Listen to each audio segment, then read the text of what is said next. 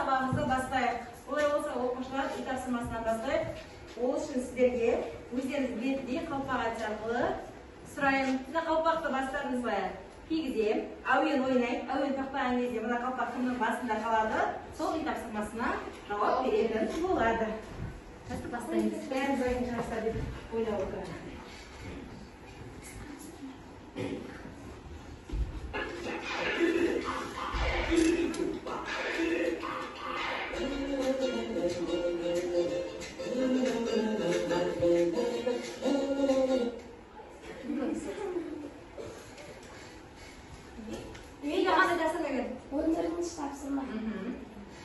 Диалог құрал.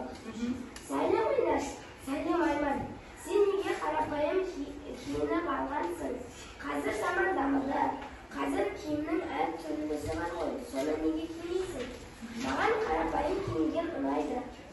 Бастысы киім таза, тесік болмау керек. Я, дұрыс айтасың Айнаш. Сау бол Айман, сау бол Айнаш. Дұрыс па? Иә. Отшашу.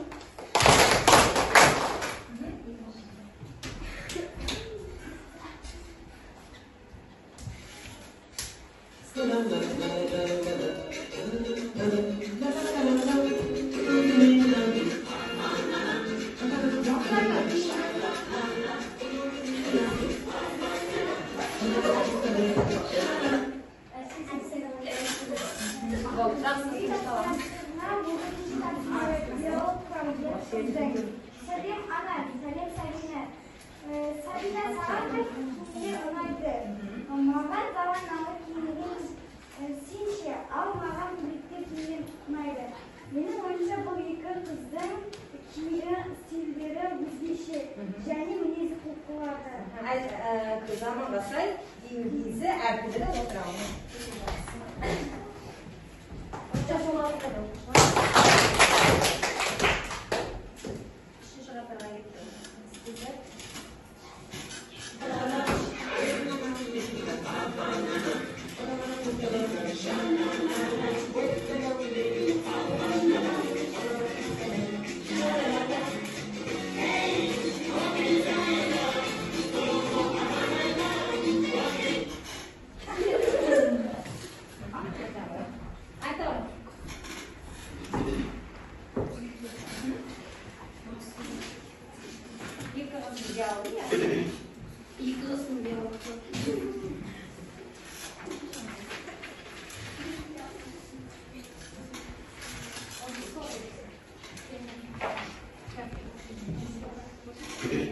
Үйге берген тапсырма диалог құрал.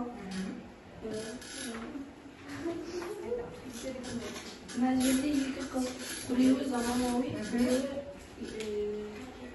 бұрынғы заманауи киінген, қарапайым болып киінген.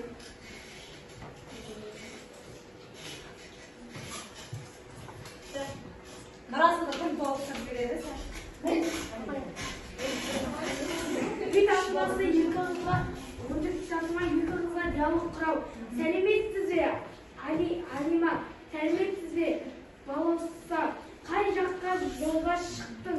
Деді Алима. Кітапханаға деді балауса. Неге сонша жыртық шалбар мен футболка киіп алдың? Деді Алима. Осы стиль маған ұнайды деді балауса. Алима болса заманауи стильге ақ топ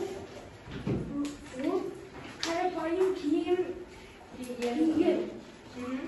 Көтере ем қызға диалог жасайды. Отырауыңызда. Отшашу қызғатарларында.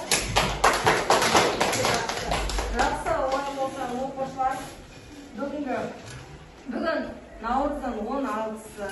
Бүгінгі сабақты бастамас бұрын топқа бөлініп алайық оқушылар. Сіздер 3 топ бар, ақылды, мейірімді, ұстамды. Өздеріңізге қандай ойынсыз?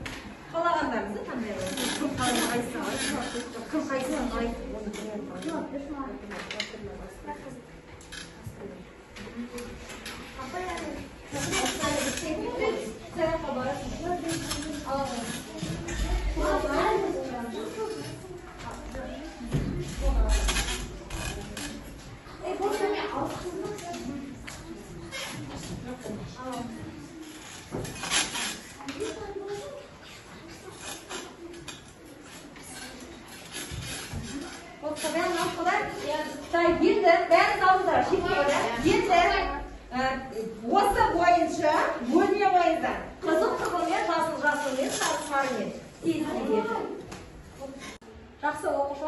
bölünüp aldık. Oyunumuzga lentаны bayrap aldık. Keyin сабактын соңында түйүндүйтүн боламыз. Олай болса бүгүнкү жаңы сабагыбызды баштайык. Окуучулар, силерге мына экранга караңыздарчы. Кандай мезгилдерди көрүп турсуздар? 4 mezgil. Жылдын 4 mezgili. Жылдын 4 мезгили. Бул эмне үчүн деп ойлойсуздар? Төрт mezgil adamның апай біз алдыңғы сабақта тәртіп денсаулық туралы өттік, ал бүгін біз мінез құлық туралы өтетін сияқтымыз. Өте жақсы. Себебі төрт mezgil адамның мінез құлығына байланысты Сияқты, да? Өте жақсы айтады. Дұрыс айтады. Қазір сізге түсіндіретін боламын. Олай болса, дұрыс айтыңыздар. Бүгін наурыздың 16-сы бүгінгі сабақтың тақырыбы оқушылар мінез ақылдың сауыты. Бүгінгі күнді жазып дәптерлерге бүгінгі сабақтың тақырыбын жаза қойыңыздар. Мінез ақылдың сауыты. Мінез ақылдың сауыты. Жазамыз. Мінез ақылдың сауыты. Жазамыз.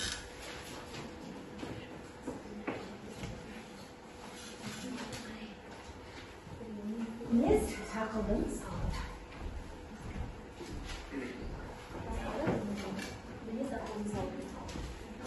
Жақсы оқушылар, жақсы болсақ яғни бүгінгі оқу мақсаты біздерде берген мәтінге сәйкес кіріспе негізгі қорытынды білімдерді қамтитындай қарапайым жоспар құрамыз. Амоним, антоним синонимдерді көркемдік ерекшеліктерге сай қолданамыз. Дұрыс айттыңыздар оқушылар, адамның мінезі жылдың 4 мезгіліне байланысты. Біз күз сияқты кейде қабағымыз қатулы бола ма? Болады. Жаз сияқты жадырап жайнаймыз ба? Жан-жағымызға шуақ шашып. Кейде қарапайым ата-аналарымыз өздері айтады ғой, жаз сияқты жайнап, бүгінгі көңіл-күйдің керемет сияқты дейді. Көктем сияқты сарғаямыз ба кей кездері? Бір нәрсені ойлап, қайғыртуларыңыз мүмкін ғой да, сіздер болмасаңыздар да үлкен кісілердің арасында бұндай кездесіп жатады. Енді қыс сияқты кейде қабағымызда қар жауа ма? Міне, жылдың 4 мезгіліне адамның мінезі ұқсайды. Bir adam var aşırşan, bir adam var şapşan, al bir adamlar var eski oynanmasdan kırısıyordun. Öte bayağı karapayın birimde. Sonun beri adamlarda kasiyet, sonun beri minez деп айтылады. Minez ата babamızdan, ата anamızdan, жақсы ұстаздан және адал достардан дариды. Енді сіздерге оқушылар осыған байланысты сұрақ, ой түрткі сұрақ қойғым келеді. Адамның мінезін түзеуге бола ма? Адам мінезі түзеле ме? Адамның мінезін түзеуге бола ма? Менің ойымша, себебі егер адам өзінің мінезін өзгерткісі келсе, онда ол өзгерткісі келсе, өзінің ниетіне байланысты. Расыл, адамның мінезін өзгертуге бола ма?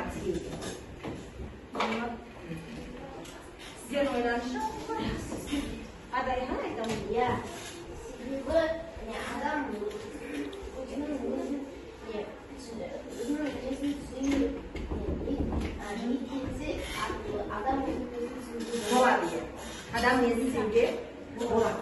Өте жақсы адамның мінезін түзеуге болады. Ақын Абай атамыз айтқандай, адамның мінезін түзеуге болмайды деген адамның түрінде себебі. Адамның мінезі адамның ниетіне, жан-жағына достарына байланысты түзеуге болады. Жақсы оқушылар, бүгінгі тақырыпқа байланысты сіздерге тапсырмалар беремін. Менің атым Қожаны білесіздер ме бәріңіздер? Қожадағы сұлтан мен қожаға мінездеме бересіздер. Мінездер қандай, екеуі қандай қасиеттер ие ме? Пост арқылы қорғайсың. Топтық жұмыс. Өтекті тапсырма оқулықта, топтық жұмысқа. Көздеріңіздеріңізді. Güzel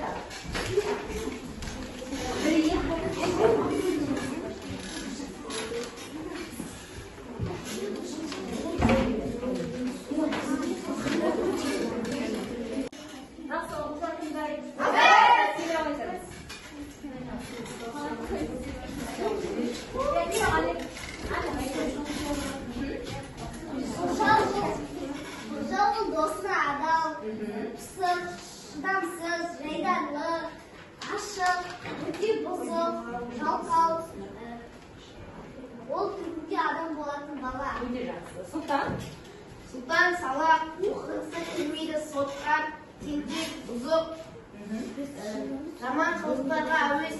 Сұлтан бір жыл бұрын төсекті тастап кеткен. Өте жақсы.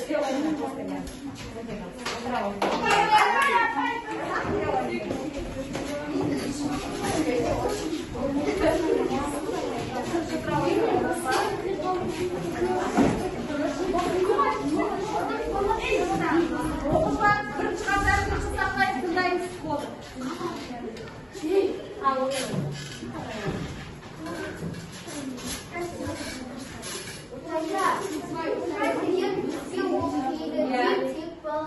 Өз ата-анасын жақсы көреді. Оған бізді іске қойындайды. Бірақ сізде адам болатын бала. Тәуіпсіз нашар болса да жақсы, өте жақсы ағалы. Өте жақсы. Және божа бір ойнап қатысты жақсыға ойын ол суреттегі Сұлтан қожаның досы, тентек бала қожаны жаман істерге итермелейді. Онымен бірге суға барады. Тәртібі нашар. Тәртібі нашарды.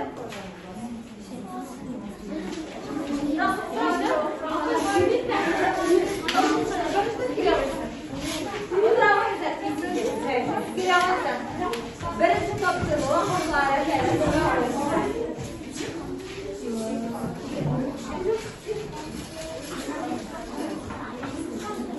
Al basтай қойыңыздар.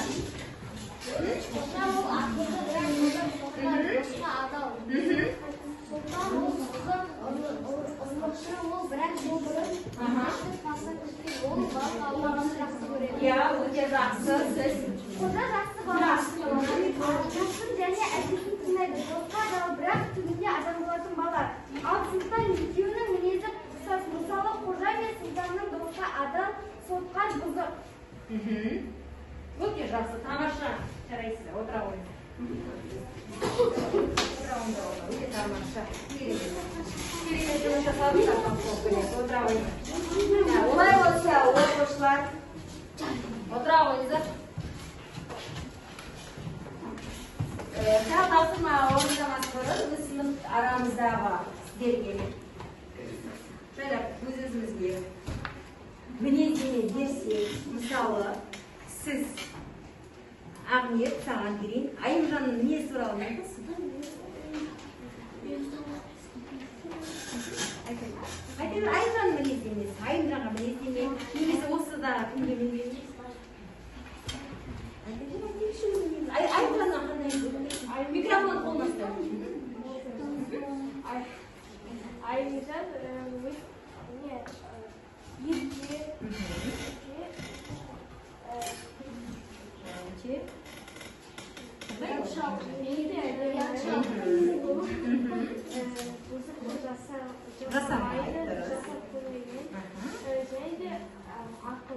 Өте жақсы жарайсыз. Айымжанға айта ғой, Айымжанға. Айымжанның мінезі мейірімді және яңды дауыс, достқа адал, сабағын жақсы оқиды. Өте жақсы, тамаша.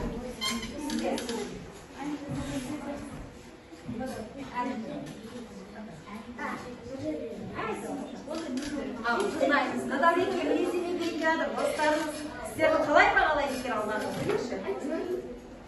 Дауысы жақсы. Ашық. Анда-санда несі бар? Бұзықтығы бар, қожа сияқты, иә. Бірақ өте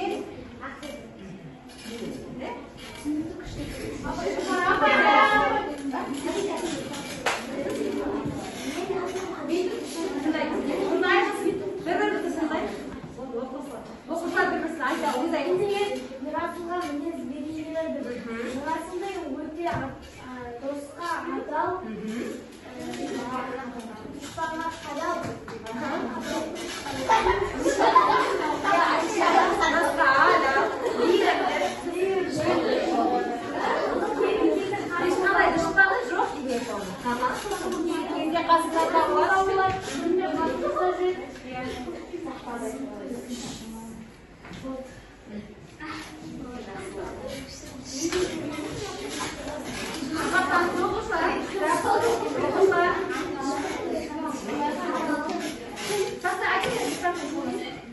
Men Sadra туралы айтқым келеді. Садраның мінезі ашық, сыртқыш, және де сабақ жақсы оқиды, өз ойын айта алады, жұмысқа адал болады. Садра сіздің кейбірейіне қайта ғой?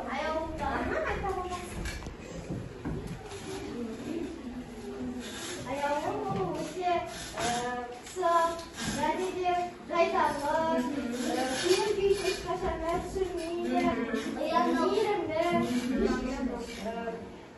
ұялшақты. Оның туыстары, қарым-қатынасы адамдарға жақсы, адамдармен тез табыса алады. Адаммен тез жабысып, тез болып кетеді ғой, да?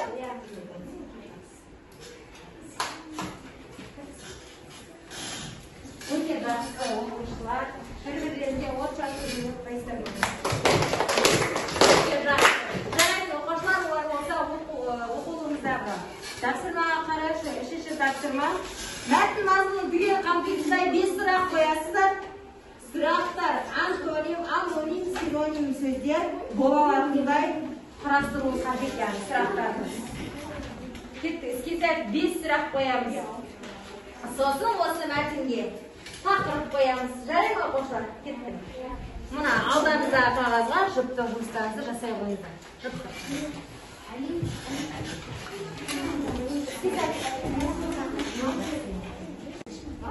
Жақсы оқушылар, оқи қояйық. Найхонова қадір туралы не деді? Естіген сөз оған қандай әсер қалдырды? Осының бәрі нені көрсетеді? Нені доғаруым керек? Бәріне кім айтты? Бәріне кім айтты? Өте жақсы. Отырамыз, жарайсыздар. Тақырып түбінде ада болатын адам. Бірінші сұрақ, Ахметов мен Майханова не туралы сөйлесті? Майханова неге сонша қожаға сенім ақтарды? Оның бойында сенімді не берді? Ол өзіңе неге сонша сенімді? Тура жолға түсер деп ойлайсың ба? Өте жақсы. Бірінші топ. Тақырыбы қожаның тура жолға түсуі. Майханованың далаға шығып сөйлесуі дұрыс па? Майханова неге қожаға сенді? Қожа неге аяқ асты шешім қабылдады? Сенімі қалай артты? Өте жақсы. Топ-қозын қызданыздар ғой, да? Өте жақсы. Жарайды. Бір-біріне жауап жасап алады. Өте жақсы. Оқушылар бүгінгі тапсырмаларды өте жақсы орындадыңыздар. Сіздерге өткен рахмет. Егер тапсырма бізге 7-ші тапсырма соны түртіп аласыздар, жазып. Олай болса, бүгінгі сабақтан алған әсерлеріңіз, бүгінгі сабақты үйренесіз. Бәріңізді ортаға шақырамын. Барлықтарыңызды ортаға шақырамын. Бүгінгі сабақты үйренесіз.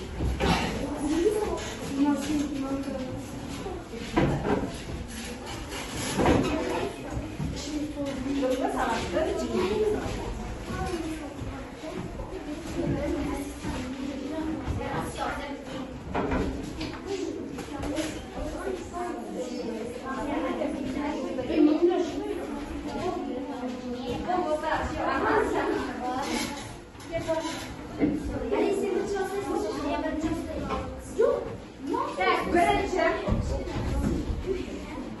Бүгінгі сабақтан не жетсіңдір? Али баста. Мен достарыма қарапайым мінез, жақсылық тілеймін. Өте жақсы. Күй байлайық. Тілекқабыл, сіз бүгінгі сабақтан не дейдіңіз? Мен қожа туралы және де топтарымызбен бірге жұмыс жасаймын. Өте жақсы. Жанерке? Мен бүгінгі сабақты өте жақсы көрдім. Нұрдәулет? Маған бүгінгі сабақ қатты ұнады. Мен мінез туралы топпен жұмыс істеуді үйрендім. Өте жақсы. Анель? Мен сабақта мінез туралы Өте жақсы. Мен бүгін адамның мінезі төрт мезгілге ұқсайтынын білдім. Нені орындай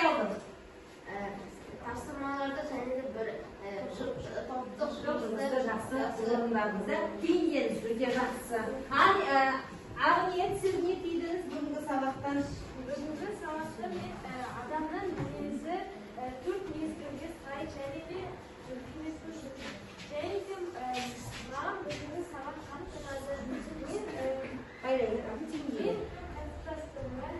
Сыныптастарына сәттілік дейсіз, Жадыра, сіз бүгінгі сабақтан не түйдіңіз? Сізге бүгінгі сабақтан?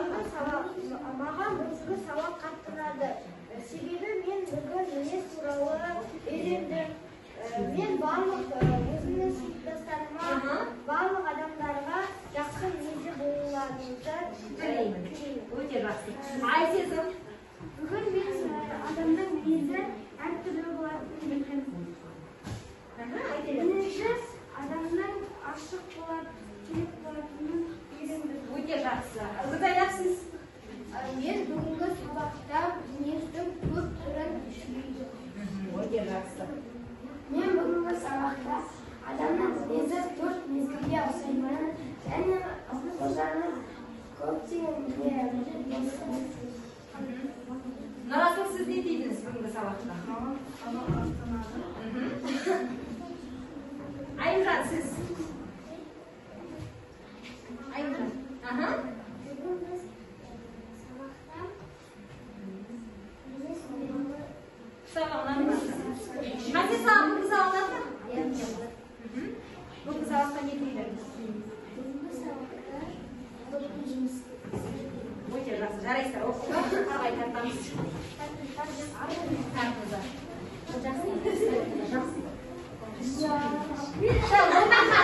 Оқушылар, сіздерді бірлесіп, топ-топ жұмыс жасаған арқаларыңызда бір-бірлеріңізге сенім артып, мейірім танытып, шапшаңдық танытуларыңыздың арқасында міне осындай дөңгелек шеңбер пайда болды. Сіздерге мейірімді жүрек, адалдық және қарапайымдылық тілеймін. Білімді азамат пен азаматша болуды сабақ аяқталса болыңыздар.